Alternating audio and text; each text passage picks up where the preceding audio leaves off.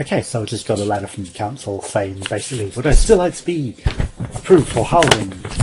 And it's like, yeah, well, of course, I'm still arguing with the council over why I should be back in Birmingham and why they should have paid my housing benefits when it was due, because they've already established that they should have just paid them on time. Right, so I've got that factor firstly. Next is how often I've been applying. Because right from when they first evicted me from non-payment of housing benefits, yeah, because they weren't paying my rent when they were due, and they've established that they should have been paying it the entire time, even though I provided the proofs and all that, and blah blah blah.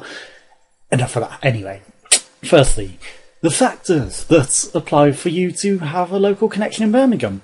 Lived 6 months out of the past 12 months in Birmingham. Right, when I first started applying, when I stayed on Nikki's sofa, less said about that the better, because yeah, she wasn't even my last ex at the time. Like, my last ex then was Steph, so yeah, staying on her sofa and getting blackmail for sex and all that. No, not fun. And just being kicked out there eventually because yeah, didn't want to get back with Nikki, and she's that insane, so yes.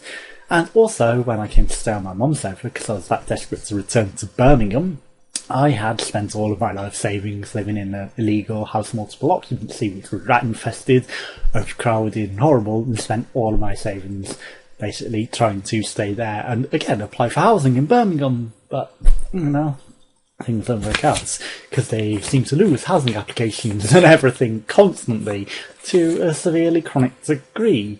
And you know, that's on top of the fact that they didn't pay the rent when they should have. There's a clearly established line of things, and now that they're sending this, it is very dodgy indeed, because I lived 3 years out of the last 5 years in Birmingham. Had they simply accepted my housing benefit firstly in 2011, when you know I should have still had my home anyway.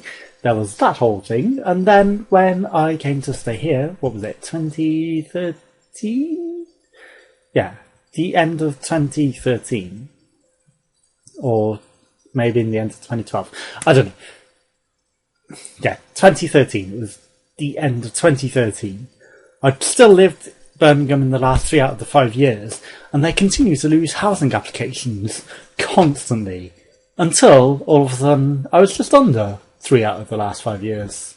Suddenly they took the application. Really dodgy, isn't it? Been in work, trainer education in Birmingham. Well, I went to University College Birmingham, or Birmingham College of Foods, you know, is it UCB or BCU? I think it might be Birmingham College University actually now, because they changed the name. I worked in Birmingham previously. I worked at the NEC Arena, I worked at the ICC, I worked at a lot of places in Birmingham.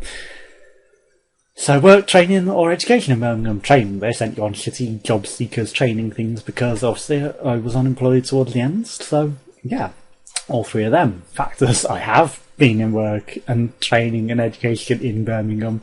I may not presently be, but I've had opportunities to be that I couldn't take because of having no home. You know, how can you take a home? How can you take a job when you have no home to go back to? Especially when they're hospitality jobs where, you know, you kind of can't travel anywhere else. You need Birmingham. So yeah, close family member living in Birmingham. While seeing as they ignore that, I'll just ignore that question too. So yes, I've mentioned that previously on videos. Lived in Birmingham for 6 months immediately prior to going into the Forces prison or other institution. I'm about to be discharged. Well, do they want me to commit crimes and go to prison? Really? Because, you know, so far, so good. I'm kind of on all of them. Any other special circumstances? Well, yes, if you'd fucking paid my housing benefit when it was due, I would not be in this situation at all, would I? You know, I've spent my entire adult life in Birmingham. Everyone and everything I know is in Birmingham. What else do you want? You know, I would still be there had they paid the housing benefit on time and not withheld it for 9 months. And, you know, as for proofs, oh yeah, we've took the proofs, no, we'll just throw them away in the post. Oh, you've applied for housing chips? What happened to that? Oh no, we never received this. No. Ignore that. We never received that. Utter bullshit. Utter bullshit. And the fact that they only took the housing application when I fell outside of that criteria, it's very dodgy indeed. Why have they deliberately avoided having me in the criteria? It's, they don't want to live up to their needs to have to rehome me when they know that they've done wrong. They've already admitted that they should have just paid the housing benefit when it was due, but have they done anything to put it fucking right? No, they haven't. That's even more explicit special circumstances. And it says, special circumstances, I need a letter from the relevant agency or departments for specialist treatments, maybe?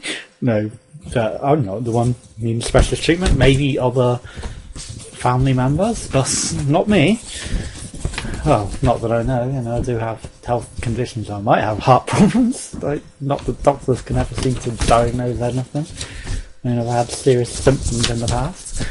But yes, this is an utterly ridiculous situation. Why can't they just put me back in Birmingham? Because I would still have had my flat if they'd have just simply paid the fucking benefits when they were due and not illegally withheld them. And they were like, oh yeah, you're just in time to get them 5 months later as payments. You said I was just in time to get them into payment. You've lost all these proofs in the post, so I've came into the office, I've came in with proof that I'm going to get evicted because you're not paying my rent. And it's like, yeah, you're just in time. We still won't pay you though. And then it's like, oh, we've effectively paid you in February 2011. Yeah, that's 5-6 months too late. It's already, you promised you'd pay it then. Why didn't you pay it then? Why not for the whole next 5 months while I've been arguing with you? Why are you not fucking paying my fucking housing benefits? No, I've supplied everything you need. I even had 3 fresh applications during that time.